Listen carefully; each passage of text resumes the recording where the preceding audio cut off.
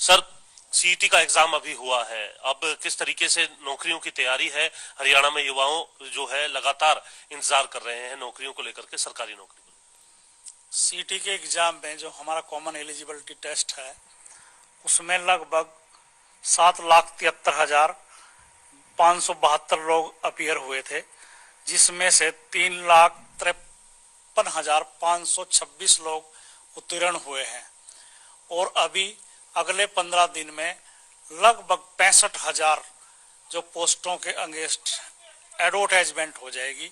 और अब की बार हम ये कर रहे हैं कि सारी एडवर्टाइजमेंट हम एक ही दिन देंगे, ताकि बच्चे किसी कंफ्यूजन में न रहें और वो अपनी प्रायोरिटी के हिसाब से अपने आवेदन कर सकें।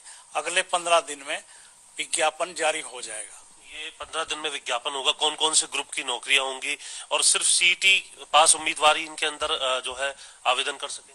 बिल्कुल, सीईटी पास ही उम्मीदवार जो है वो क्वालिफाई है कि वो अगली पोस्ट के लिए आवेदन कर सकता है। हमारे स्क्रीनिंग टेस्ट के लिए जो सी क्लास है, अगर उसमें टीचर छोड़ दें हम 7,500, तो उसके अलावा 30,500 पोस्टें जो हैं वो हमारे पास सरकार की तरफ से आ गई हैं। और 6,000 पुलिस की कांस्टेबल की भर्ती सरकार ने हमारे को करने के लिए कहा है, जिसमें 5,000 मेल और 1,000 फीमेल कैंडिडेट, और इसके साथ टीजीटी 7,500।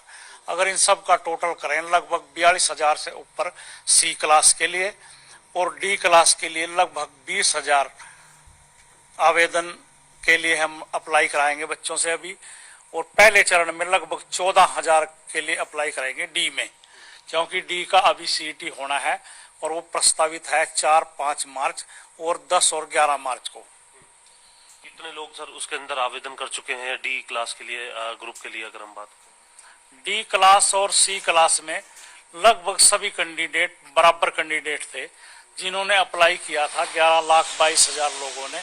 तो अब हमने उनका अवलोकन किया तो हमने ये पाया कि लगभग 10.5 लाख जो कैंडिडेट हैं वो कॉमन हैं डी और सी में। कुछ 17,000 कैंडिडेट ऐसे हैं जिन्होंने डी नहीं भरा, उन्होंने सिर्फ सी भरा था। तो एक तरह से ये अनुमान है कि 10,54,000 लोग जो हैं डी के लिए अपीयर होंगे। सर, आप फरवरी के पहले सप्ताह में, क्योंकि 15 दिन बाद आप कह रहे हैं कि करीब 65,000 नौकरियां जो हैं वो आप निकालने जा रहे हैं, इसके अंदर नौकरियों की अगर हम बात करें, अभी डी का जो सीईटी है वो नहीं हुआ है, नौकरियों का जो इश्तिहार है वो आप फरवरी के पहले सप्ताह में निकाल देंगे, जबकि डी का जो टेस्ट है वो आप बता रहे हैं कि मार्च के अंदर तारीखें निर्धारित की गई हैं। ये किस तरीके से होगा सर?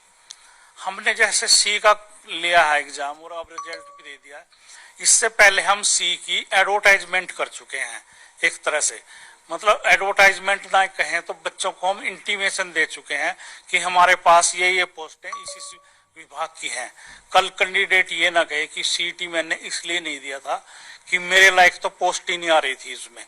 तो इसलिए डी का भी हम विज्ञापन करने जा रहे हैं एग्जाम से पहले ही कि हमारे पास इस विभाग की ये पोस्टें डी के लिए आ गई हैं, ताकि बच्चे उसके लिए प्रिपेयर हो जाएं।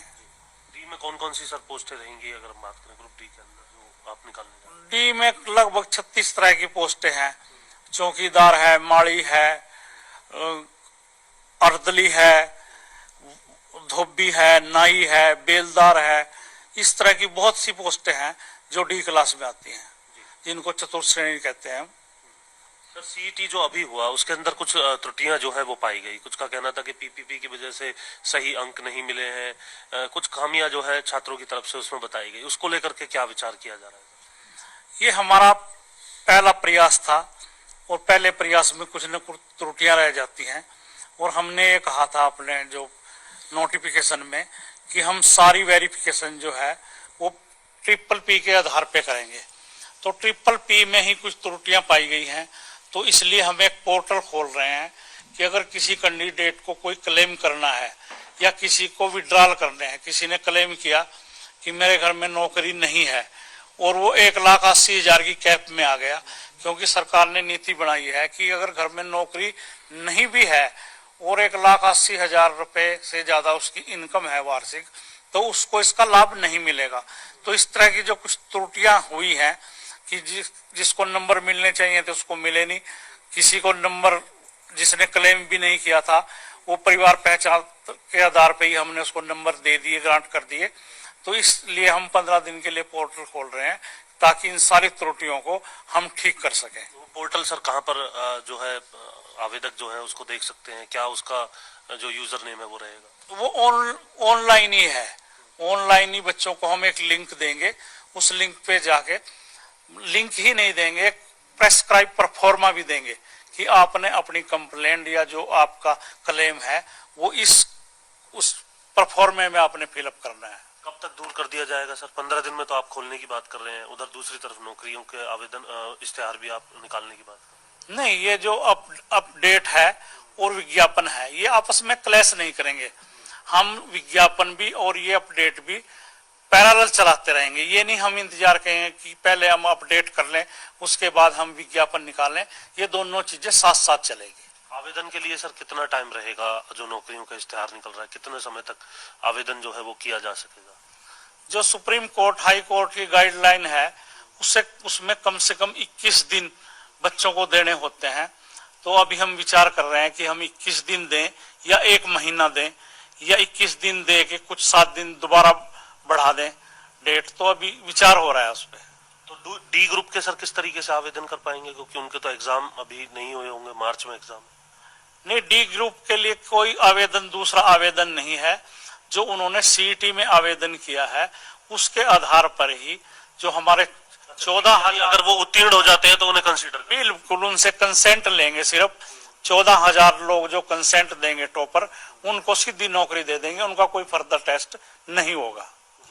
यानी कुल मिलाकर के अब ये 65,000 नौकरियां आप निकालने जा रहे हैं। कब तक ये नौकरियां जो हैं वो जो तमाम सीईटी के अभ्यर्थी हैं उनको मिल जाएंगी? कितना समय इस पूरी प्रक्रिया में लगेगा? कब टेस्ट, जैसा आपने बताया 21 दिन या 1 महीने का समय देंगे, उसके बाद टेस्ट कब तक हो जाएगा, रिजल्ट कब तक आ जाएगा, और ये नौकरियां जो 65,000 का आप दावा कर रहे हैं कब तक मिल जाएंगी? कल हाई अथॉरिटी की एक मीटिंग हुई थी जिसमें मैं भी था, सीएम साहब की चेयरमैनशिप में। सीएम साहब ने 31 दिसंबर 2023 का हमने टारगेट दिया है, पर मुझे पूरी उम्मीद है कि अगर 31 दिसंबर नहीं तो 31 मार्च 2024 तक ये पूरा का पूरा 65,000 का जो भर्ती का टारगेट है हम अचीव करने में कामयाब होंगे।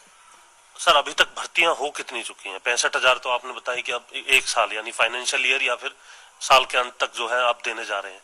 अभी तक भर्तियां कितनी हो चुकी हैं विभाग के अंदर? क्योंकि बेरोजगारी को लेकर के तमाम दूसरी बातें भी राजनीतिक तौर पर देखने के लिए मिलती हैं, लेकिन एचएसएससी के माध्यम से कितनी भर्तियां अभी तक हो चुकी हैं? चलो, मैं कोई राजनीतिक नहीं हूं, मैं राजनीतिक भाषा भी नहीं बोलूंगा, पर इन 8 सालों में लगभग 1 लाख भर्ती एचएसएससी कर चुका है। और मैं 24 मार्च 22 में आया था चेयरमैन, उसके बाद हमने 16,000 की भर्ती की है। इस सरकार ने जो मनोहर सरकार है, इसने लगभग एचएसएससी के माध्यम से, केवल एचएसएससी के माध्यम से 1 लाख लोगों को रोजगार दिया है। ये तो ऑन रिकॉर्ड है, इसमें कोई झुठलाया नहीं जा सकता। सर दूसरा सीईटी कब होगा? क्योंकि अब इसके बाद जो तमाम अभ्यर्थियों उन्हें इंतजार रहेगा कि ये सीईटी अगर दे दिया होता तो 65,000 जो नौकरी है उनके अंदर उनका भी जो नाम है वो हो सकता था। तो सीईटी को लेकर के अब आगे क्या प्लानिंग रहेगी? मार्च में तो आपने बताया कि डी ग्रुप के लिए आप कराने जा रहे हैं। डी ग्रुप के लिए मार्च में है, और जो सी के लिए है वो 2022 का तो हो चुका है, जो 2023 का है अक्टूबर और नवंबर में होगा, ताकि उस टाइम तक जितने भी बच्चे +2 में हैं या बीए कर रहे हैं वो क्वालिफाई हो जाएं। और ये हर साल अक्टूबर और नवंबर में सीईटी के लिए एग्जाम हुआ करेगा। और अभ्यर्थियों को क्या कहना चाहेंगे सर आप? खबरें अभी तक के माध्यम से किस तरीके से वो अपनी तैयारी जो है वो रखें आगे के लिए और सरकारी नौकरियों? मैं आपके माध्यम से जो उम्मीदवार हैं, हमारे कैंडिडेट हैं, उनके लिए मेरी शुभकामनाएं हैं, और वो अपने अगले एग्जाम की पूरी तैयारी करें। विज्ञापन होने वाला है, विज्ञापन के 1-1.5 महीने बाद एग्जाम होगा, और अब की बार जो एग्जाम होगा उसकी जो जॉब है, जॉब आधारित क्वेश्चन उससे ज्यादा पूछे जाएंगे। लगभग 70% क्वेश्चन जो है जॉब आधारित पूछे जाएंगे। जैसे कोई व्यक्ति जेई सिविल है तो हम जेई इंजीनियरिंग उससे 70% पूछेंगे, 30% हम बाकी चीजें पूछेंगे, जिसमें 10 नंबर का कंप्यूटर जरूरी है और 20 नंबर में हम सारा अवेयरनेस, जीके, हरियाणा की जीके, ये इस तरह की सारी बातें पूछेंगी। तो हम एक नया ट्रेंड शुरू कर रहे हैं, जॉब ओरिएंटल जो वो है सिलेबस, अब की बार हम ज्यादा वह पूछेंगे। कुछ बच्चे ये भी कह सकते हैं कि जैसे क्लर्क है, पुलिस है, वहां तो कोई जॉब ओरिएंटल नहीं है, तो वहां हम एसएससी पैटर्न अपनाएंगे, जो एसएससी कंबाइंड एग्जाम लेती है, उस पैटर्न पे हम बच्चों का एग्जाम लेंगे। शुक्रिया हमसे बातचीत